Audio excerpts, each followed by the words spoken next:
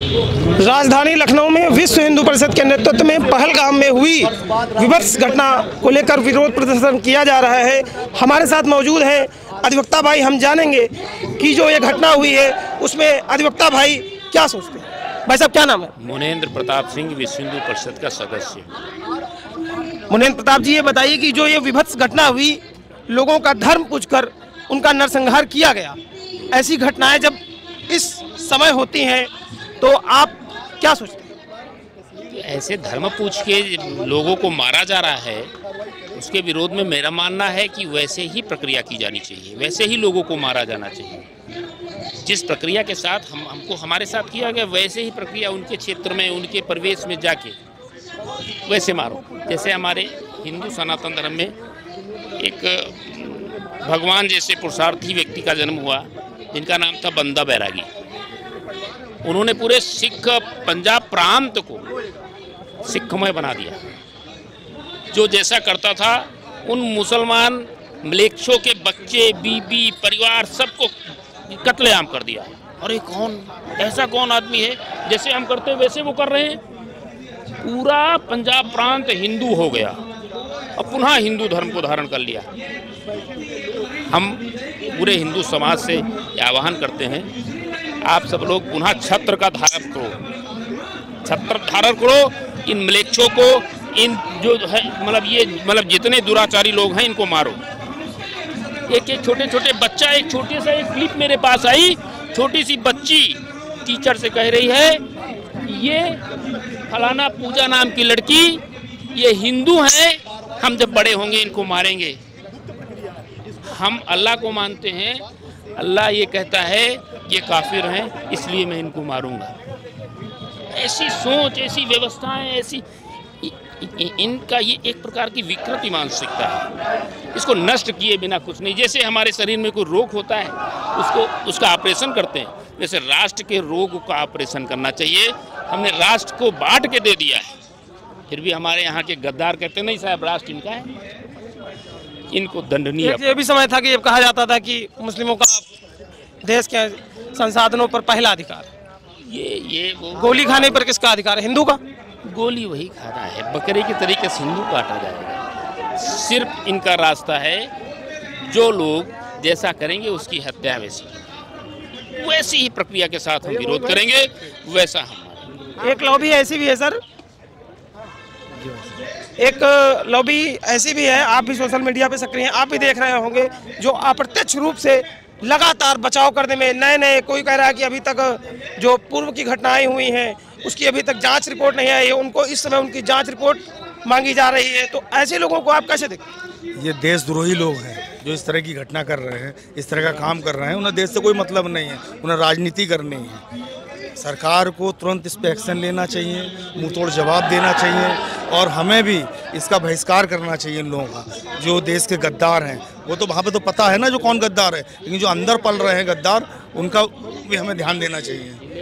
इस पर सरकार की ही सारी जिम्मेदारी बनती है या जो नागरिक धर्म पूछ के मार दिए जा रहे हैं उनकी भी कुछ जिम्मेदारी बनती है? नहीं, हम लोगों की भी जिम्मेदारी बनती है, नागरिकों की भी जिम्मेदारी बनती है, एक समान जनमानस की जिम्मेदारी बनती है कि वो लोग हमसे पूछ के मार रहे हैं तो हमें पूछ के ही वो काम करना चाहिए, सामान लेना चाहिए उनसे पूछ के। उनके घर में व्यवस्थाएं जो हैं उनसे ना लें, कोई भी उनका योग। हिंदू परिषद इस घटना को लेकर भविष्य में क्या योजना तैयार करेगा? कुछ नया, कुछ प्लान किया आपने? जो हमें ऊपर से आदेश मिलेगा हमारे संगठन से, हम उस तरह का कार्य करेंगे। अगर जिस तरह का और कठोर कार्रवाई करने का मिलेगा, हम उस तरह की कार्रवाई करेंगे। जो भी हमें ऊपर से आदेश आएगा उसका हम पूर्ण पालन करेंगे।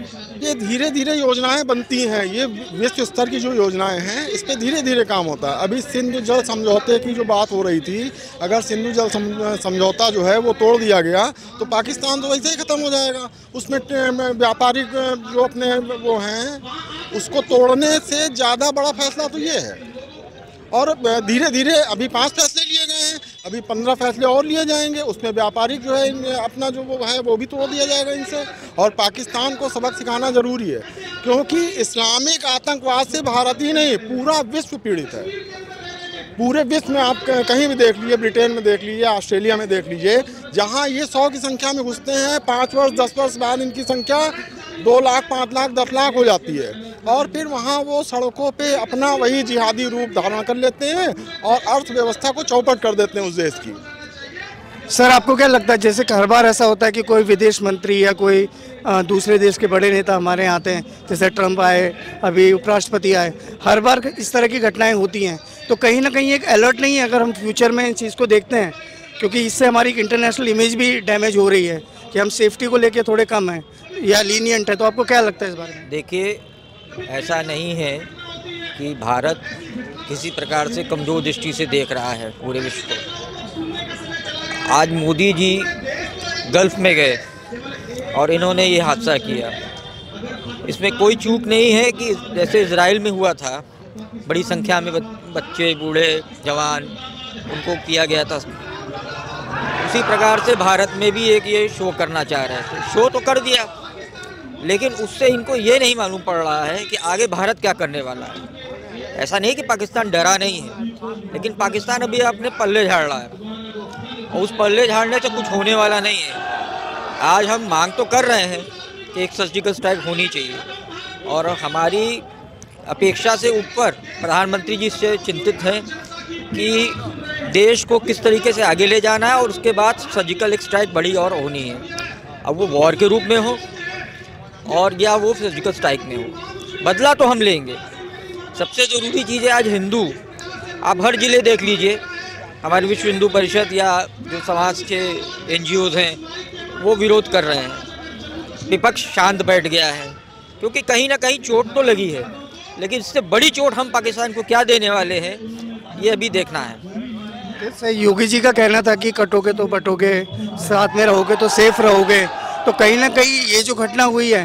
देखिए, अभी कल मैं देख रहा था सोशल मीडिया में 14 साल का बच्चा ये कहता है पाकिस्तान जिंदाबाद। जो हुआ, हाँ, जो हुआ बहुत अच्छा हुआ। तो ऐसे जो बच्चों को और जो भी बूढ़े हैं, जवान हैं, जो इस तरीके की बातें करते हैं, उन्हें ये नहीं मालूम कि हिंदुस्तान में रहना है तो फिर हिंदुस्तानी बन के रहना है। अगर पाकिस्तान बन के रहना है, पाकिस्तानी बन के रहना है, तो फिर कटोगे और फिर नष्ट होगे। और ये उद्देश्य योगी जी पहले से ही चालू किए हुए हैं और अन्यथा आप न ले, मध्य प्रदेश में भी वही हाल है, बिहार में भी वही हाल है, क्योंकि हम बर्दाश्त अभी बांग्लादेश से किसी तरह कर चुके हैं। बंगाल में, माफ़ करिएगा, बंगाल में भी बहुत अत्याचार हुए।